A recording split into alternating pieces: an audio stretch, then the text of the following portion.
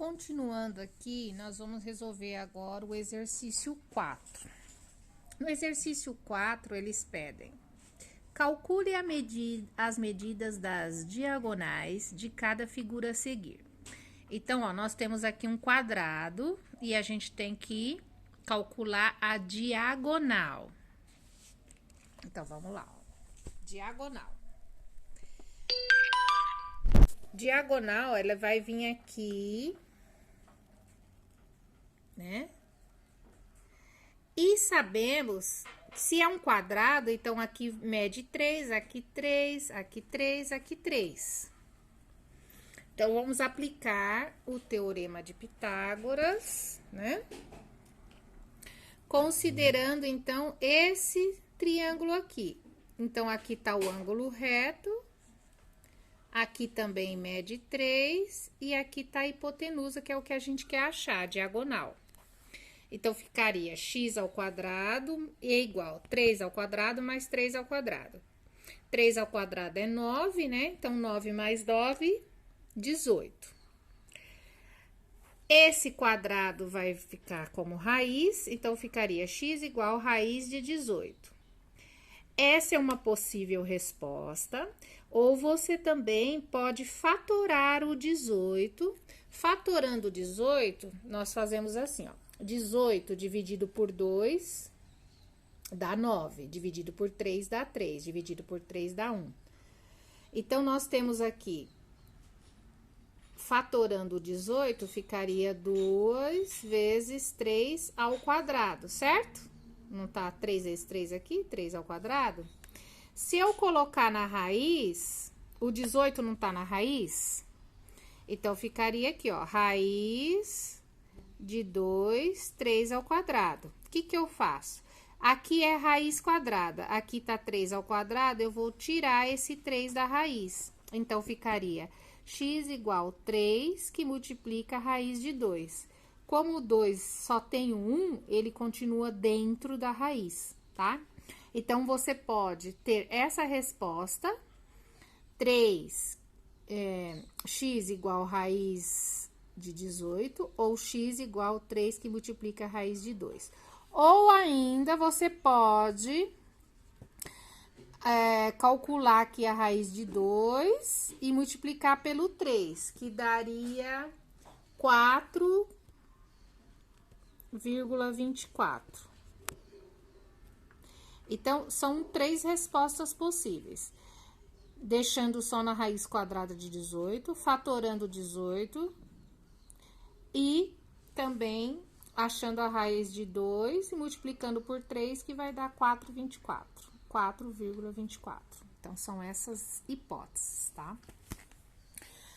No exercício B, já é um retângulo e também temos que achar a diagonal. Um cateto mede 2 centímetros, o outro cateto 4 centímetros. Então, aqui, 2 e 4, vamos medir a diagonal daqui pra cá, né? Pra quê? Pra que achemos a hipotenusa, que é o oposto ao ângulo reto, ó.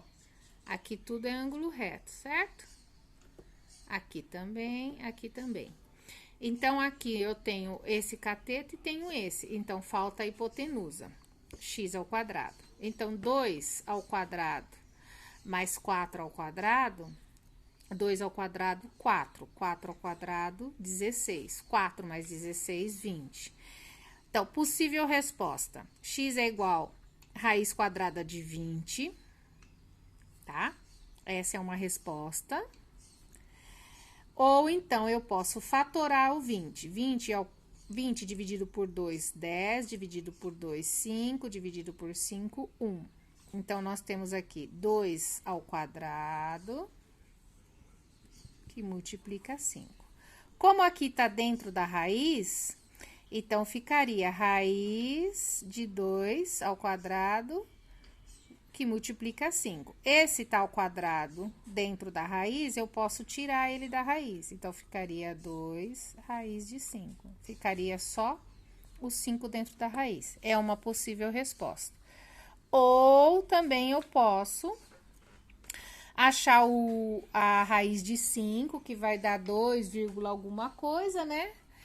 multiplicado por 2 ficaria 4,47. Então, eu tenho 3 possíveis respostas para esse exercício, tudo bem? Na questão 5, a questão 5, ele fala assim, ó. Você já ouviu falar sobre o papiro matemático Cairo? Esse documento egípcio data de aproximadamente 300 anos antes de Cristo e contém 40 problemas matemáticos, sendo que 9 tratam exclusivamente do que atualmente denominamos Teorema de Pitágoras. Leia o problema a seguir, que corresponde a uma tradução de um dos problemas encontrados neste papiro. Uma escada de 10 cúbitos está com seus pés a 6 cúbitos da parede. Que distância a escada alcança? Isso foi retirado do livro Introdução à História da Matemática, de Gino Domingues, em Campinas, editora da Unicamp, em 2004, na página 87. Sabendo que os cúbitos eram uma unidade de medida de comprimento utilizada pelos egípcios, represente este problema no caderno por meio de um desenho e resolva-o. A letra B, a gente não vai porque seria que você fazer um problema, apresentar para o colega resolver e você resolve o que ele elaborou. Mas, como nós estamos distantes, nós vamos resolver só a letra A desse problema. Então, então ele fala aqui, que tem uma escada, então aqui tá a escada. Ela tá apoiada na parede a 6 cúbitos. Então, a distância dos pés da escada à parede dá 6 cúbitos. E a escada tem 10 cúbitos. Então, seria isso aqui, tá? Agora, ele quer que a gente ache a altura aqui. Tem uma coisa no Teorema de Pitágoras que é assim, ó. Nós chamamos os números pitagóricos. Então, a gente lembra que a gente já fez aqui, ó, quando a hipotenusa é 10, aqui é 6, aqui só pode ser que número? Ó, Pitágoras, números pitagóricos, quais são os números? São os números 3, 4 e 5. Veja bem, o 5 sempre vai ser hipotenusa e o 3 e o 4 vão ser os catetos, ó. Vou mostrar para vocês por quê, ó. 3 mais 4, se eu colocar aqui ao quadrado, 3 ao quadrado é 9, 4 ao quadrado é 16, 16 mais 9 é igual a 25. Então, a gente chama esses números de pitagóricos e todos os múltiplos deles. Por exemplo, se eu fizer 3 vezes 2, dá 6. 2 vezes 4, dá 8. 2 vezes 5, dá 10. Olha aqui, ó. Eu já não tenho o 10 e o 6. Tá faltando o 8. Então, aqui só pode ser 8. Por quê? Eles são números pitagóricos, ó. Se eu elevar ao quadrado, 36. 8 ao quadrado, 64. 10 ao quadrado é 100. Se eu fizer 36 mais 64, dá 100. Entendeu? Então, nós chamamos esses números de pitagóricos. Vamos fazer um outro, por exemplo, 3, se eu multiplicar por 3. 3 vezes 3, 9. 3 vezes 4, 12. 3 vezes 5, 15. Olha aqui, ó, números pitagóricos. Lembra, a gente já fez um exercício lá, o primeiro. 9 ao quadrado é 81, 12 ao quadrado é 144, 15 ao quadrado é 225. 81 mais 144 é 225. Então, se você souber isso aqui, sempre você nunca vai errar